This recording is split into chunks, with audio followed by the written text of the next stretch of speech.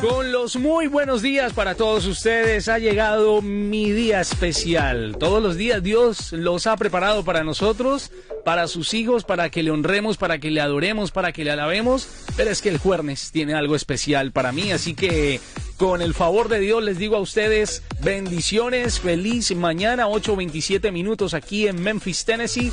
En cualquier otro lugar, no importa la hora y lo que estés haciendo, dale gracias a Dios por un día más que te está regalando. Pastor, muy buenos días. Buenos días, Ali, buenos días para todos los que nos están escuchando, ya acercándonos al fin de semana. Así es que el jueves va cogidito del viernes, le va diciendo al viernes, dale, muéstrale a la gente lo especial que puede ser un descanso de otro fin de semana, que esto parece cada vez andar mucho más rápido. Por eso, por favor, no procrastinemos, no dejemos lo que tengamos que hacer para hoy, para la próxima semana o para mañana. Hazlo hoy, esa llamada que tanto tienes que hacer, ese mensaje que tienes que enviar, esas cosas que están pendientes todavía y de las cuales Dios también nos está pidiendo. Hombre, vamos a hacerlo hoy, vamos a acudir a ese llamado que Dios también te está haciendo en esta mañana. Así que pues con los buenos días y a todos los que están también a través de los 105.5 FM, 830 AM, también a través de la internet, a través de Buenas Nuevas Network y nuestra aplicación que es Buenas Nuevas, y a quienes están ya por ahí en estos momentos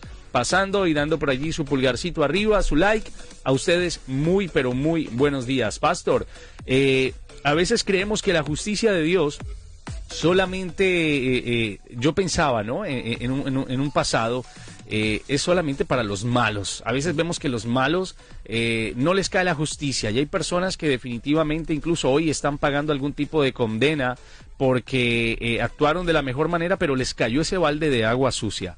Hoy vamos a estar hablando de dos casos que definitivamente debería caer el peso de la justicia allí, pero no nuestra justicia, que es totalmente diferente a la justicia de Dios. Hay dos casos que quiero tocar y dos noticias. Una, la de la profesora que ha sido despedida tras protestas de padres por unas publicaciones satanistas que ha tenido. Ya voy a entrar en contexto con la noticia. Y otra, de la cual estábamos hablando y que nos ha asombrado a todos, y creo que en todos los Estados Unidos ha asombrado esta noticia. Cadena perpetua dictan para una enfermera que ha venido matando bebés desde hace mucho rato y hasta que se dieron cuenta. Así es.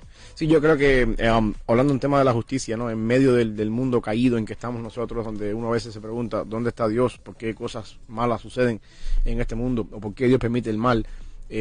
Podemos ver que todavía hay algunos vestigios, ¿no? de jueces o quizás de sistemas judiciales de naciones que todavía hacen cosas buenas. Eso nos señala que de alguna manera en la totalidad de la depravación del mundo todavía se pueden ver algunos, diríamos, vislumbres, sí, de cosas correctas, como en el caso de esta profesora que fue despedida y como en el caso de esta enfermera que ya había matado 6 niños y estaba planeando matar 13 más. Fue condenada y procesada como una asesina en serie, teniendo en cuenta que era una enfermera de obstetricia, ¿no? Una enfermera de las que recibe los bebés cuando nacen. Sí. Y ella fue sentenciada a cadena perpetua por esto, tratada como una asesina en serie. Sí, estoy leyendo algo aquí de la noticia. Por ahora, dicen, por ahora es culpable del asesinato de 7 bebés en Inglaterra. Sí. Las declaraciones que dan todavía no concuerdan mucho con las investigaciones que está dando la policía, pues parece que son más. Sí. Parece que puede llegar a ser muchos más. Pues imagínate hace cuánto viene ejerciendo también esta mujer y cuál era el plan de todo esto, ¿no? Es un plan macabro. Es increíble, bueno, eso también demuestra un poquito, ¿no? El concepto de la depravación de una persona que es capaz de matar, ¿no? A lo más inocente e inofensivo que puede haber en un mundo, que es un bebé recién nacido, indefenso, sin ningún tipo de poder defenderse por sí mismo, a la merced de sus padres, de aquellas personas que están lidiando con él cuando está naciendo, con la obstetricia, con todas las cosas que tienen que hacerle al bebé cuando nace, y de buenas a primeras ver a una persona quitándole la vida a un bebé así, es algo bien macabro, bien malo, maldad. Para entrar un poco más en detalles de la depravación de este caso, los bebés, los padres, más bien, de los bebés que sobrevivieron al intento de asesinato de esta mujer llamada Letby, confirmaron que los niños pequeños estaban discapacitados. O sea, prácticamente como diciendo ella, estos niños no merecen vivir. Claro. O sea, como dándose la autoridad de ella de decidir a juicio y decir van a tener una mala vida, matémoslos. Sí, y eso es un problema también que yo creo que en algún momento pudiéramos tocar, ¿no? El derecho de propiedad de la vida que Dios pone sobre cada uno de nosotros. Ahí estaba también viendo una noticia de en Canadá, una muchacha que estaba con planes de suicidio.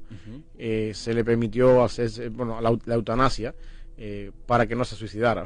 Al final de la jornada es lo mismo, ¿no? El problema no es matarla, el problema es evitar que se suicide, no nosotros proveerle el medio para que se suicide de una manera diferente.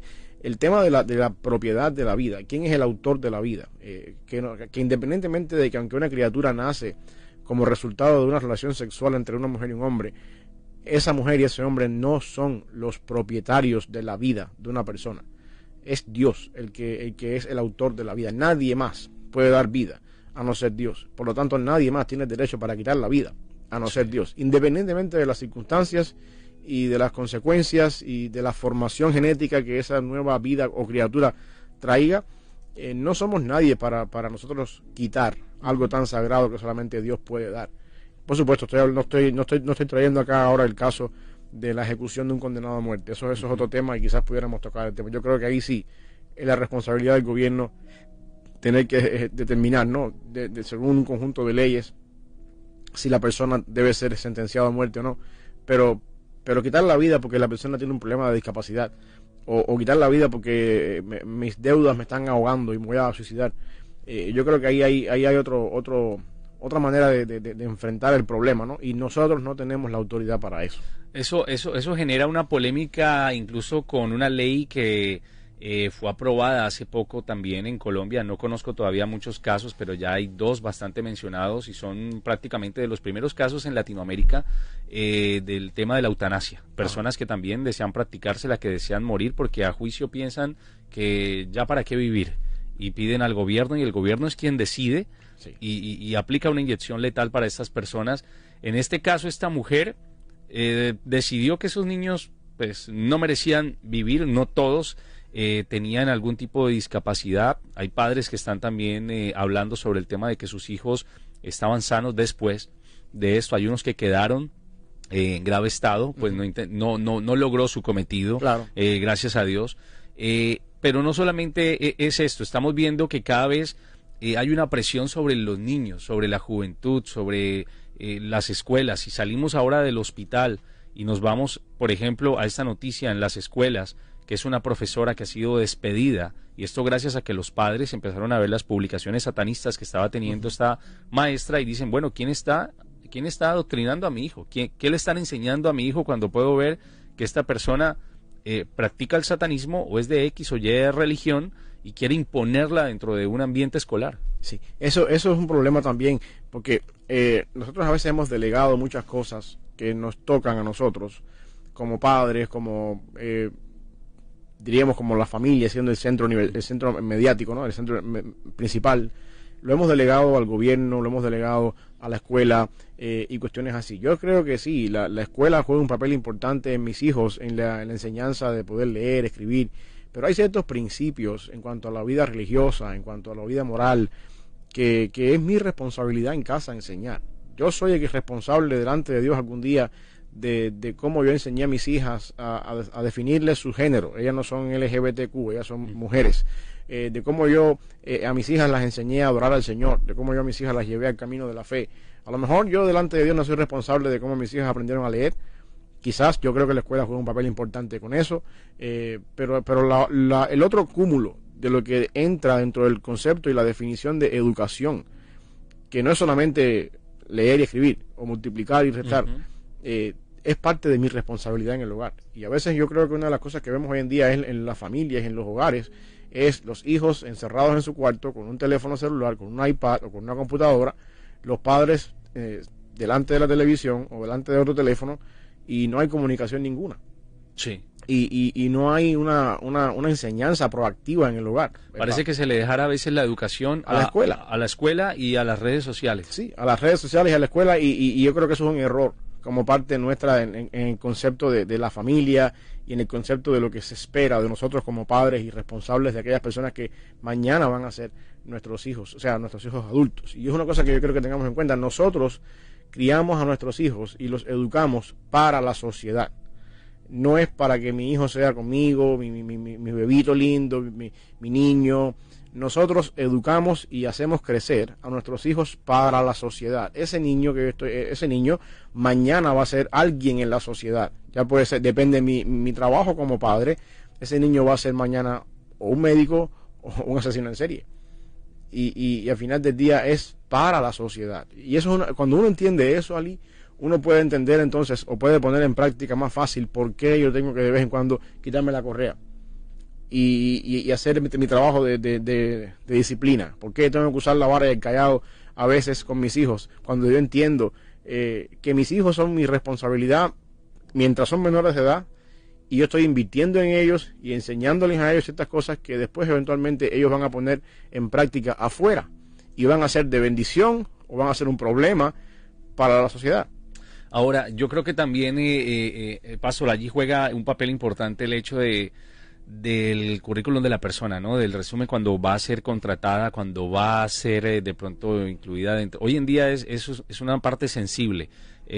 Yo recuerdo en algún tiempo trabajé en una compañía en Carolina del Norte donde decía que aquí se respetaba todo credo, toda religión y cualquier orientación sexual, y que debía ser respetada, o si no, podía terminar en mi despido en el momento tal de que yo no aceptara ese tipo de condiciones.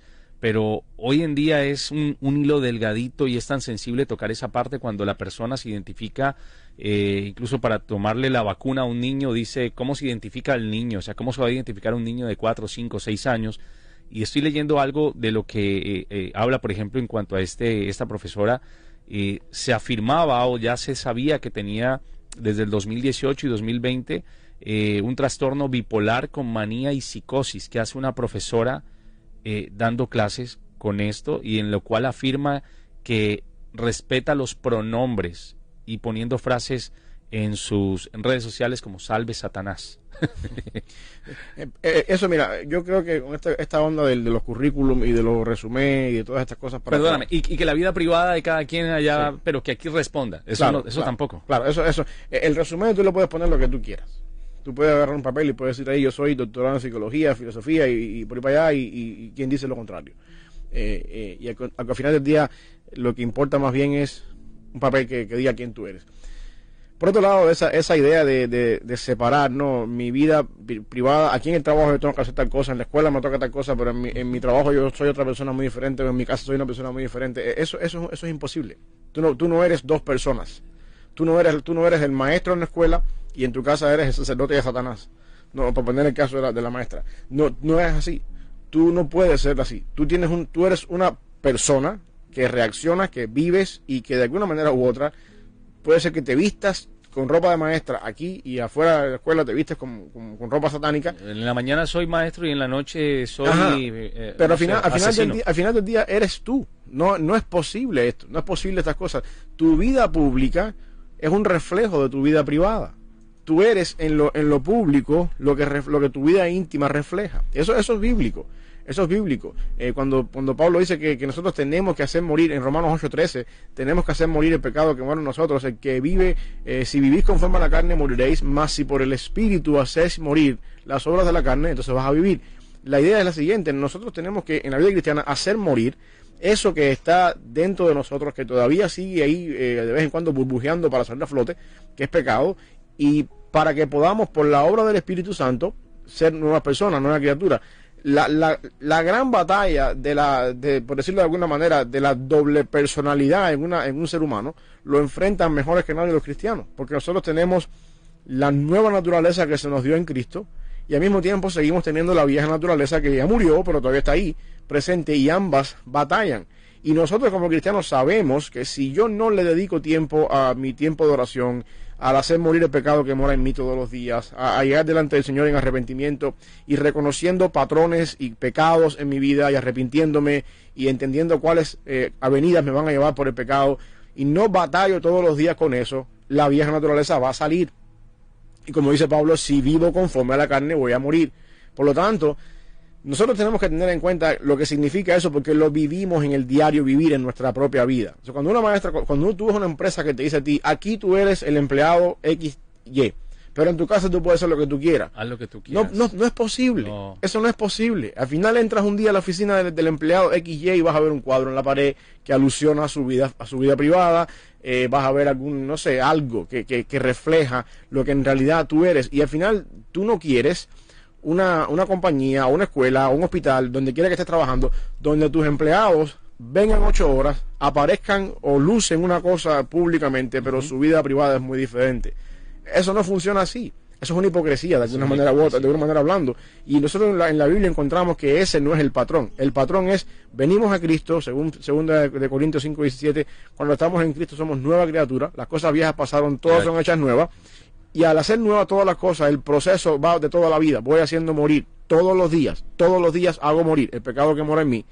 Y entonces poco a poco, por el Espíritu Santo, voy haciendo crecer en mí nuevas maneras de vivir, nuevos patrones, y de esa forma me voy pareciendo cada vez más a Jesucristo. Eso es la verdadera conversión. No podemos nosotros decir, yo el domingo en la iglesia soy el santo, el cristiano, pero el lunes en la mañana vengo a hacer otra vez, hago lo que me dé la gana, en la oficina me expreso como yo quiero, me visto como yo quiero. Eso no es la vida cristiana, eso es hipocresía. Y en el mundo laboral, cuando a uno se le exige que durante las 8 horas de trabajo seas lo que te dice el currículo que debe ser, pero después en tu casa tú seas completamente diferente a lo que debe ser, eso no funciona. Eso no funciona. Por los intereses de una compañía, de una empresa, de una escuela, puede ser que te lo exijan, pero eso no funciona así. ¿A quién estás engañando? Es que es el tema. ¿A quién engañas? Y la pregunta también para nosotros como padres es, ¿quién está enseñándole a nuestros hijos? ¿Quién realmente es el profesor? ¿Será que el profesor es realmente lo que es? Sí. ¿O la persona, el médico que está viendo a nuestros hijos, realmente en ese momento es médico, pero cuando sale se convierte en cualquier otra cosa? Es que estamos viviendo en un mundo donde caras vemos, intenciones y qué sé yo, cosas privadas no sabemos. Sí. Y está bien que la vida privada de cada persona, como bien lo dice el nombre, es privada. Pero no puedes tratar de ser dos cosas al mismo tiempo, como no puedes tratar de ser un género y el otro al mismo tiempo. Dios te ha creado como una sola persona y uno tiene que ser del sí y no. En este caso, volviendo otra vez al tema, por ejemplo, de la enfermera. La enfermera ha sido juzgada, se le ha dado cadena perpetua, no pena de muerte, cadena perpetua. Muchos se alegran. Muchos de pronto discrepan sobre el tema y dicen más bien debieron haberle dado la pena de muerte. Es ahí donde también empezamos a aplicar nosotros nuestro tipo de justicia, ¿no? Por emociones. Claro. La justicia del hombre, la llamada justicia social o igualdad en uno de los casos, en la balanza. Sí, y eso es entendible, ¿no? Eso es entendible. Y también te puedes encontrar quizás cualquier de estas personas que tienen otra mentalidad y dicen que no, que la mujer actuó bien, porque en este mundo hay de todo. Sí. Le salvó la vida a esos niños de un futuro de bullying y de cosas. Tú no sabes lo que la gente puede pensar en su cabeza. Yo creo que en este sentido nosotros tenemos que apelar, en este caso, ¿no? a la ley. Y la ley en este caso debe ser neutral. No es posible, no guiada por emociones. Quizás la persona más apropiada para juzgar a esta persona no son los padres de las víctimas, quizás por la misma parte emocional y cosas así, pero tiene que haber una ley que sea justa. Y yo creo que en ese sentido la palabra del Señor dejó una ley justa, ¿no? El Antiguo Testamento se regía en el pueblo de Israel por una ley justa, en el sentido de que si tú haces cosas mal hechas te toca lo malo. A veces miramos la ley y decimos la ley es mala. La ley no es mala, el malo soy yo. Tenemos que partir de ese punto. La ley no es mala porque el malo soy yo. La ley es un reflejo de cómo es Dios. Y Dios es un Dios justo. Por lo tanto, cuando yo infrinjo la ley no es mala porque dice que, como decía, ojo por ojo, diente por diente, sino el malo soy yo. Y nosotros tenemos que tener en cuenta que cuando violamos la ley, no estamos violando, diríamos, el código legal de los Estados Unidos o de Inglaterra, en el caso de la enfermera, estamos violando la ley divina de Dios. David dice en el Salmo 51, cuando se arrepiente del pecado con Betsabé y con Urías Eteo, él dice, a Dios le dice, contra ti, solo contra ti yo he pecado. Incluso el pecado fue contra Betsabé, fue contra Urías, contra todo lo que David hizo con esas dos personas, pero al final en su arrepentimiento él dice, contra ti, solo contra ti he pecado. No quiere decir que no hay una confesión para la familia de Betsabé, no quiere decir que no hay una remuneración para la familia de Urías. El punto es que todo pecado que nosotros hacemos, o toda infracción de la ley que hacemos, al final del día repercute contra Dios, porque Dios es el autor de la ley y el autor de la justicia. Que el estándar de justicia es Dios. Yo recuerdo una vez que estábamos hablando en una iglesia el tema de la poligamia, y voy a explicar por qué, no estoy yéndome del tema, sino voy a hacer esto como una ilustración. El tema de la poligamia, y decíamos que la poligamia era pecado, y que vaya para acá, y que uno no puede tener varias esposas, y se levanta un muchacho en la congregación y me pregunta, y dice, bueno, eso es relativo, me dice él, porque aquí en el mundo occidental la poligamia es pecado, pero si nos vamos al mundo árabe, por ejemplo, tú puedes tener cuantas esposas tú quieras, Es normal. siempre y cuando las puedas mantener económicamente y tengas la manutención para eso. Entonces, ¿dónde es pecado? ¿A qué nos ajustamos cuando decimos eso? ¿Cómo llegamos nosotros ahora a Arabia o a un país árabe y empezamos a pregonar que la poligamia es pecado? ¿En base a qué ley? Bueno, la respuesta está, la ley absoluta es Dios, la tenemos en su palabra. Y su palabra dice que el hombre dejará a su madre y a su padre y se unirá a su mujer singular y serán una sola carne ellos dos. Por lo tanto, tenemos una ley moral, tenemos una ley absoluta, un código de ley vigente que es la palabra del Señor. Hay una conciencia, ¿no? El hombre tiene una conciencia de saber lo que dices ahora, esa moralidad. Sí. Que está bien y que está mal, el hombre no es tonto. Sí, pero aún así en países y en contextos donde, por ejemplo, el mundo árabe, donde la moralidad me enseña que es normal tener 20 mujeres, y yo lo veo como normal. Si yo no tengo un patrón legal, que una verdad absoluta, una ley absoluta máxima sobre la cual yo me voy a someter, entonces yo estoy mal. Yo puedo negociar ciertas cosas y yo puedo mudarme a Arabia y decir, mi ley moral me dice a mí que yo no debo tener 2 mujeres, pero es que esta gente aquí lo hace. Y mientras yo viva en las fronteras de Arabia puedo tener 2 mujeres también. Entonces yo voy a cambiar mi esencia, lo que yo soy, y lo voy a adaptar según el contexto donde yo esté. Porque a menos que haya una ley moral absoluta que sobrepase toda cultura, toda lengua, toda nación, y nosotros los cristianos creemos que esa ley moral es la palabra del Señor, la Biblia, que es aplicable y debe ser obedecida y debe ser puesta en práctica en todo contexto cultural. Y ahí es donde nos toca a nosotros tener en cuenta que nuestra moralidad se rige por un patrón que se llama ley divina, o diríamos la verdad inspirada por Dios, que nos ayuda, nos enseña a cómo desarrollar nuestra vida según esa palabra de Dios. Y eso es lo que muchas veces sucede en el mundo nuestro cuando queremos sacar de en medio de las escuelas o de los congresos o de cualquier lugar la Biblia. Es como decir, vamos a quitarle al barco la brújula, el navegador, el GPS. ¿Para dónde vamos entonces? ¿Para dónde vamos? Andamos en el mar a la deriva y no tenemos un rumbo, no tenemos una dirección, no sabemos quién es qué cosa es de quién está el control y qué es lo que está bien y qué es lo que está mal. Entonces el concepto del bien y el mal queda sujeto a la opinión de cualquiera. Para ti está bien, para mí está mal. La idea del relativismo es esa. Lo que para ti funciona, lo que es tu verdad, no necesariamente es la mía. Y yo te respeto tu verdad, y está bien que tú seas LGBTQ y seas todas las letras por ahí para allá. Yo puedo ser otra persona, está bien que tú digas ustedes o ellas, o para ser inclusivo, y yo puedo también tener la mi verdad, y tenemos que respetarnos, y tenemos que vivir en paz, y tenemos que respetar nuestras diferencias, y de ahí sale la onda del coexist, donde todos coexistimos por el bien social. El problema con todo eso es que eso no funciona. No funciona. Porque eso es una fachada, una pantalla, que al final del día, detrás de las bambalinas, ninguno estamos de acuerdo con nada, y lo que queremos es, por el bien de la humanidad, que no existe ese bien de la humanidad, mientras haya un liberalismo, vamos a vivir nuestra vida respetándonos todos. Pero la pregunta es, ¿vivir qué? ¿O para dónde vamos mientras estamos viviendo esta fachada? Si no nos damos cuenta que hay un Dios detrás de bambalinas, al quien algún día nos vamos a enfrentar cara a cara, y a quien tenemos que darle cuentas algún día, y de quien, según Pablo en Filipenses, toda rodilla se va a doblar y todo el mundo va a confesar que ese Cristo es Dios. Si no tenemos en cuenta eso, todo el coexist, LGBTQ y toda esta cantidad de respeto, pero es tu verdad, la mía es diferente, todo esto es una fachada, una mentira. Y vamos a pasar la vida entera viviendo y creyendo una mentira por lucir que todo está bien, cuando en realidad no es así. Y sabes que en realidad no es en ocasiones no es te respeto lo que haces. No, es mentiras.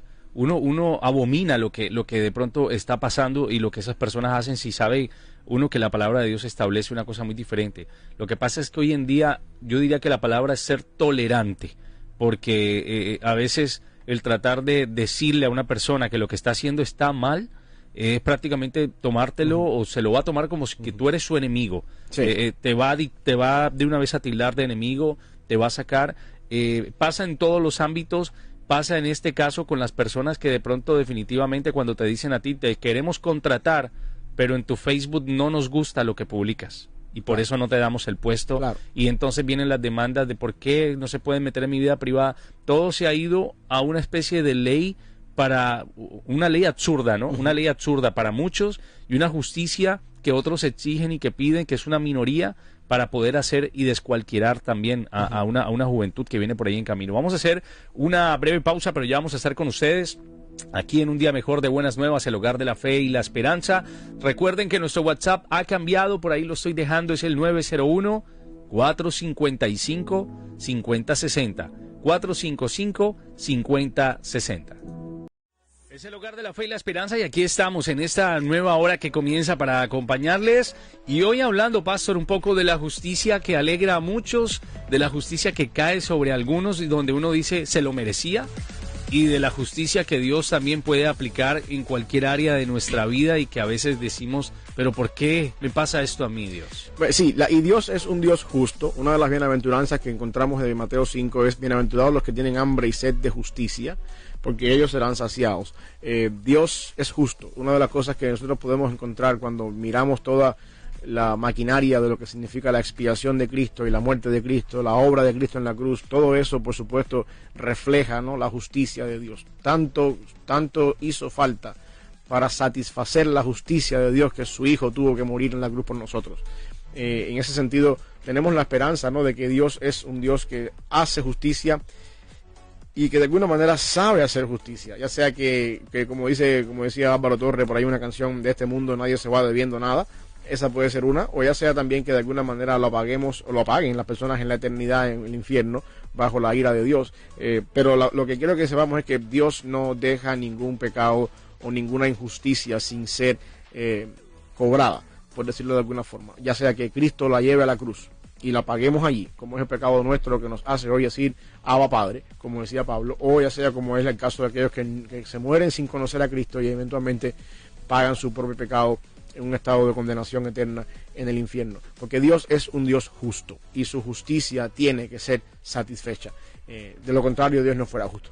Básicamente hay una tensión, ¿no?, entre la perspectiva de lo que es la justicia de Dios y la justicia humana, la justicia social o lo que aplica el humano para decir, me parece que esto es justo y a cada quien se le dio a su medida. Claro. Y el día de hoy, pues con las noticias que tenemos, una enfermera que ha sido juzgada y le han dado la pena máxima, que es de perpetua, no sé cuántos años, pero cadena perpetua. Esa mujer no va a salir de allí, simplemente por simplemente no, porque desgraciadamente se le dio la tarea de empezar a matar niños, no sé si con qué fin, para matar, para despoblar, tal vez, está en esa onda, ¿no?, que hoy en día está muy de moda las personas que dicen, el planeta está súper lleno, hay que tener menos hijos. Sí. Y está el otro extremo de la profesora que hace publicaciones satanistas a través de sus redes sociales, pero después es una maestra adorable con los niños sí, en el salón de clases. Entonces, estas personas tienen un comportamiento, son profesionales en su área, pero tienen una doble vida. Se les ha aplicado una justicia, una despedida, la otra ha sido condenada a cadena perpetua. Sí, y es bueno también notar, ¿no?, como decíamos al principio del programa, que de alguna forma u otra todavía uno puede ver vislumbres y vestigios de la justicia siendo aplicada correctamente. Tarde, pero llega. Sí, y a veces uno dice, ¿por qué en el mundo pasan ciertas cosas y Dios no hace cosas que tienen que hacer para, de alguna manera, contrarrestar un poco el avance del mal? Bueno, Dios obra a su tiempo. Y nosotros tenemos a Cristo como la roca inconmovible de los siglos, como aquella persona que está en los cielos, que tiene cuidado de nosotros, que nuestra vida está en sus manos, independientemente de todas las maquinarias conspiracionistas que pueda haber en el mundo, en personas que tienen recursos y dinero para llevar a cabo planes y proyectos macabros en contra de la sociedad. Dios sigue estando en control y Dios protege a su iglesia, protege a su pueblo, en medio de todo lo que está pasando. Una de las cosas que encontramos en Apocalipsis es eso básicamente. Nuestro Dios está en los cielos, la adoración celestial ocurre, mientras en la tierra es un caos. En los cielos los ángeles adoran, los ángeles alaban al Cordero, y la historia de la humanidad tiene sentido básicamente porque Jesucristo venció en la cruz del Calvario y porque el Cordero fue inmolado. Por eso es que el Cordero puede abrir los sellos, romper los sellos y abrir el rollo, que básicamente en el capítulo 5 de Apocalipsis eso es el sentido de la historia de la humanidad. La humanidad tiene sentido y la historia de la humanidad tiene sentido y se puede poner en marcha gracias a que hay una cruz y gracias a que en esa cruz el Cordero venció. Aunque la cruz para algunas personas es derrota, muerte, para aquellas personas que estaban ahí en el camino Maús, los discípulos, las personas que estaban viendo todo aquello, pensaron que todas las alas del corazón se cayeron cuando el Mesías murió. La cruz es una victoria. Cristo venció en la cruz. Pastor, ¿qué culpa tienen esos niños que esta mujer venía matando? Es la pregunta tal vez de muchas personas. ¿Qué culpa y dónde estaba la de siempre, ¿no? ¿Y dónde estaba Dios? ¿Qué culpa tienen los niños que iban a esta escuela en Illinois de tener una maestra que quién sabe qué cosas ya no les enseñó, ya ha sido despedida, pero que es una maestra a la cual nunca miraron cuál era su vida privada? Porque dice la gente, a nadie le importa lo que tú hagas de puertas para adentro, Sí. pero resulta que sí importa cuando tú tienes un trabajo con niños. Sí, no, ellos no tienen culpa ninguna. En realidad, esos niños son víctimas de un mundo caído, donde las cosas suceden en un mundo caído. Y al mismo tiempo yo estoy contento, ¿no?, de que se tomaron medidas a tiempo y que eso no trascendió. La culpa la tiene la maestra, en este caso la culpa la tiene la enfermera, que hizo lo que tenía que hacer. Todos estos niños son víctimas de cierta manera, y tampoco la culpa la tiene Dios. Déjame ser claro en esto, porque a veces pensamos que porque Dios es omnipotente y porque Dios tiene control sobre todas las cosas y porque Dios sabe todas las cosas, culpamos a Dios. ¿Por qué permitió Porque sabiéndolo de antemano lo permitió, y culpamos a Dios en ese sentido, y Dios no tiene culpa para nada en ese sentido. Dios es completamente inocente. El mal es una realidad que existe y que de alguna forma crea un problema filosófico en el mundo cristiano a la hora de tener que responder al porqué del mal. Pero yo tengo algunas razones también en mi vida personal para poder decir que el mal, la caída de Génesis 3, que es lo que ha dado resultado a todo lo que vemos hoy en día, es de cierta manera algo que Dios permitió porque es mejor. Mi punto es que un mundo caído, restaurado por el Señor, es mucho mejor que un mundo donde nunca hubiese existido el pecado. Y quizás pudiéramos hablar en algún tiempo de por qué Dios permite que la humanidad caiga en pecado, para que eso sea mejor que un mundo donde Adán y Eva nunca hubiesen desobedecido. Y bueno, pero en realidad yo creo que es mejor. Dios no se equivocó al permitir que la serpiente tentara a Eva, que ambos cayeran, desobedecieran y se pusiera en marcha todo lo que está pasando hoy en día. En el plan eterno de Dios, lo que está pasando hoy en día no es la realidad de toda la historia. La historia no ha terminado. La historia termina el día que estemos con Él en gloria y que se haga una tierra nueva y un cielo nuevo. Y cuando lleguemos en ese momento, podremos mirar atrás y decir, bueno, Dios nunca se equivocó. Todo esto que estamos sufriendo ahora en nuestro presente inmediato, que podemos ver con nuestra mentalidad finita, dentro de todo el plan eterno de Dios, funciona para un bien mucho mejor, el cual Dios de antemano previó y se dio cuenta de que si yo, siendo Dios, si yo permito que Adán y Eva desobedezcan y Satanás entre en el mundo y tiente a Adán y a Eva, cuando yo restaure todas las cosas, la gloria final del mundo va a ser mejor si en el mundo hubiese habido un pecado, una caída, que si el mundo nunca hubiese desobedecido. Así que en ese sentido yo creo que Dios no está ajeno a lo que está pasando.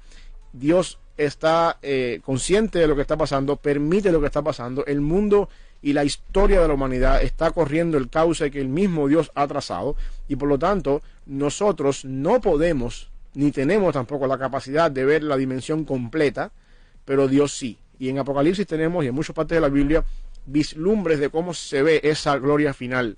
Y cuando todo eso suceda, nos vamos a dar cuenta entonces que, bueno, todo esto que Dios diseñó nunca fue un error. Se asemeja prácticamente al mundo como una empresa de reciclaje.